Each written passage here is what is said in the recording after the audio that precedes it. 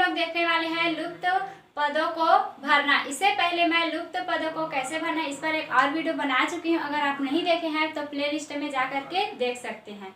तो आज हम लोग इस वीडियो में देखने वाले हैं लुप्त पदों को भरना, जो कि इससे क्वेश्चन जो कि किसी न किसी कॉम्पिटिटिव एग्जाम में 1 या 2 बार आया हुआ है।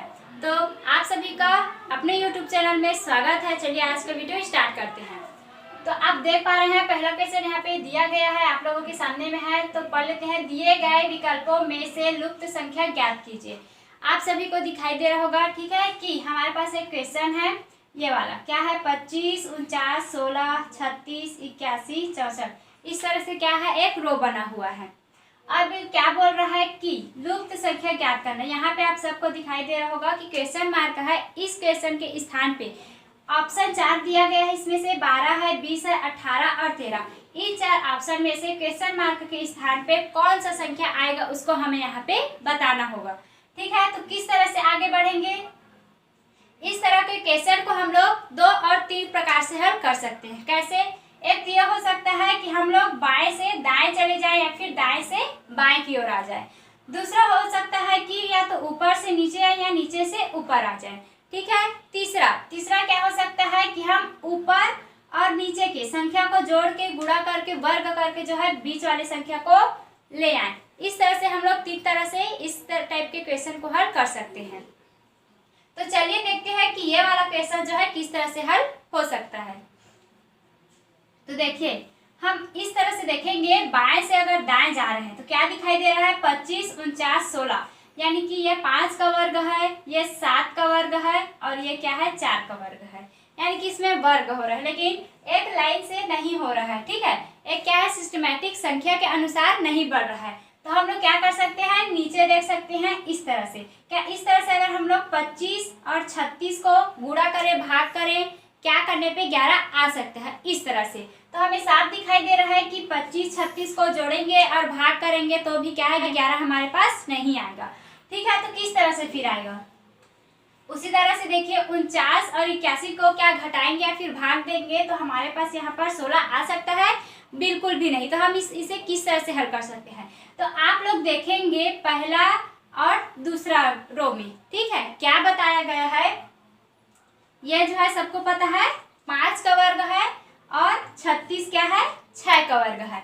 तो हम लोग क्या कर सकते हैं, 25 को इस तरह से और 36 को इस तरह से अंडर रूट के हिसाब हम लोग लिख सकते हैं।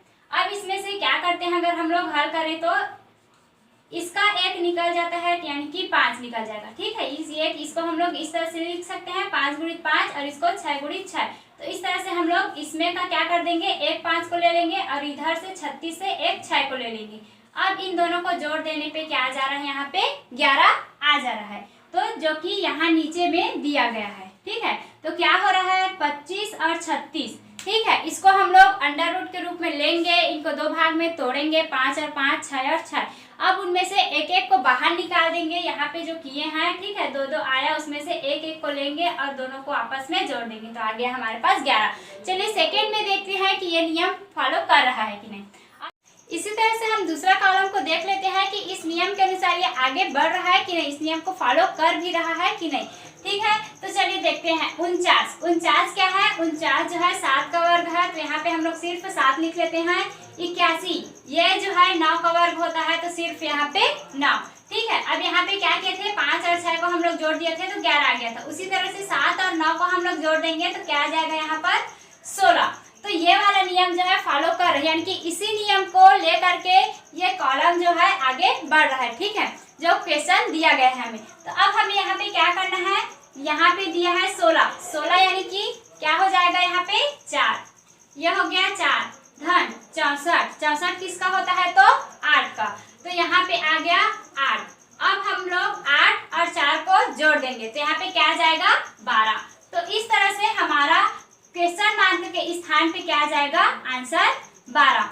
तो ऑप्शन में जहां पर भी 12 दिया होगा वो हमारा सही हो जाएगा, जो कि हमें ए ऑप्शन में दिया गया है। तो इस तरह के क्वेश्चन को इस तरह से हल करना है, जो कि बहुत ही इजी था। दूसरा क्वेश्चन देखते हैं। दूसरा क्वेश्चन में हमें दिया गया है एक क्यूब है, ठीक है, इसके अंदर में क्या है, डिब्बे बने हुए हैं। अब इस क्वेश्चन में यहाँ पर क्या है, क्वेश्चन मार्क दिया गया है, जिसके स्थान पे कौन सा संख्या आएगा हमें बताना होगा। ऑप्शन में है 36, 15, 18 और 48। तो इन चारों ऑप्शन में से क्वेश्चन मार्क के स्थान पे कौन सा संख्या आएगा उसे हमें बताना होगा। ठीक है, तो चलिए देखते हैं। ऊपर का रो देखिए, ऊपर में के जो 3 डिब्बे हैं उसको देखते हैं, 2, 4, 2 और 4 इस तरह से दिया गया है। तो अगर हम लोग 2 धन 2 कर दे तो 4 आ जाएगा, लेकिन 4 और 8 को अगर जोड़ देंगे तो 16 नहीं आएगा। तो ये वाला क्या है, हम लोग जोड़ नहीं सकते। गुणा करेंगे फिर भी क्या है, 2 और 2 का गुणा करेंगे 4 आएगा, लेकिन 4 और 8 का गुणा करेंगे तो 16 नहीं आएगा, तो ये भी फेल है। ठीक, अब उसके बाद हम लोग क्या कर सकते हैं, ऊपर से नीचे आकर देख सकते हैं। तो ऊपर से अगर हम लोग नीचे आएंगे तो 4 और 2 6 तो होगा, 8 और 2 10 हो जाएगा, लेकिन 10 हमें ऑप्शन में दिया ही नहीं है। और 16 और 4 को अगर जोड़ देंगे तो 36 नहीं आएगा। तो फिर यह क्वेश्चन किस तरह से हल होगा। ठीक है, चलिए हम लोग देखते हैं। तो यह क्वेश्चन जो है थोड़ा सा कठिन है, तो चलिए देखते हैं किस तरह से ये हल हो सकता है। हम लोग पहले क्वेश्चन जो ऊपर में दिया है उसको इस तरह से लिख लेते हैं। ठीक है, अब क्या देख पा रहे हैं हम लोग कि अगर 2 से हम लोग 4 को भाग दे दें तो कितने बार में चला जाएगा, 2 बार में, यानी कि यहाँ पे क्या हो गया, भागित 2। ठीक, अब हम लोग क्या कर सकते हैं, अब देखिए इस 2 के साथ क्या रिलेशन है 4 का, तो 2 का वर्ग करेंगे तो ये आ जाएगा 4। यानी कि क्या करना है, हमें जो बीच वाला संख्या है उससे भाग देना है लास्ट वाले संख्या को, और वो क्या है 2 ही बार में जाना चाहिए। और जो फर्स्ट वाला संख्या है लास्ट वाले संख्या का वर्ग होना चाहिए। ठीक है, क्लियर है सबको? एक बार और समझा देती हूँ। क्या है, लास्ट में जो संख्या दिया गया है बीच वाले संख्या से 2 बार में भाग जाना चाहिए, और जो फर्स्ट वाला संख्या दिया गया है लास्ट वाले संख्या का वर्ग होना चाहिए। तो चलिए देखते हैं सेकंड को। सेकंड देखिए क्या है, 4 है और 8 है, उसके बाद दिया है 16। तो ये क्या है, 16 जो है 8 से 2 बार में भाग चला जाता है, और 4 का जो है 16, ठीक है, 16 जो है 4 का वर्ग भी होता है। तो पहला और ये दूसरा इस तरह से तो आ गया। ठीक है, यानी कि क्या हो रहा है, सेकंड संख्या और लास्ट संख्या से भाग जाना चाहिए 2 बार में, और फर्स्ट संख्या जो है लास्ट संख्या का वर्ग होना चाहिए। अब तीसरा देखते हैं। तीसरा हमें दिया है 6, तीसरा है 6 क्वेश्चन मार्क, उसके बाद 36। ठीक है, तो हमें सबको पता है कि 6 का वर्ग होता है 36। ठीक, तो वर्ग को तो ये फॉलो कर रहा है, लेकिन गुणा क्या करेंगे हम लोग, भाग। ठीक है, भाग किस तरह से, यानी कि 36 जो है किससे अगर भाग देंगे तो 2 बार में चला जाएगा, तो 18 दूनी होता है 36। तो यहाँ पे सी ऑप्शन आ जाएगा 18। ठीक है, क्वेश्चन मार्क के स्थान पे क्या आ जाएगा, 18 आ जाएगा, क्योंकि 18 से 36 जो है 2 बार में भाग चला जाता है। तो यह हो गया हमारा आंसर, सी ऑप्शन में दिया गया है। तो इस तरह से क्वेश्चन को बहुत ही आराम से और समझ के अगर हम लोग हल करेंगे तो बहुत ही जल्द और बहुत ही आसान तरीके से हम लोग हल कर सकते हैं। अगला क्वेश्चन देखिए क्या है, इसमें भी हमें लुप्त पद को ज्ञात करना है। क्वेश्चन मार्क के स्थान पे कौन सा संख्या आएगा उसको हमें देखना है। ठीक है, यानी कि वहाँ पे लाना है। ऑप्शन में हमें दिया गया है 10, 11, 12 और 13। इन 4 ऑप्शन में से क्वेश्चन मार्क के स्थान पे कौन सा संख्या आएगा हमें बताना है। तो चलिए क्वेश्चन को हल करते हैं, जो कि बहुत ही इंटरेस्टिंग है। ठीक है, ये वाला क्वेश्चन जो है बहुत ही इंटरेस्टिंग क्वेश्चन है। तो चलिए इसको हल करते हैं। देखिए किस तरह से हम लोग इसको हल कर सकते हैं। एक है रो और एक है कॉलम। ठीक है, इस तरह से जब हम लोग बाएं से दाएं जाते हैं उसको बोलते हैं रो, और ऊपर से अगर नीचे आते हैं वो होता है कॉलम।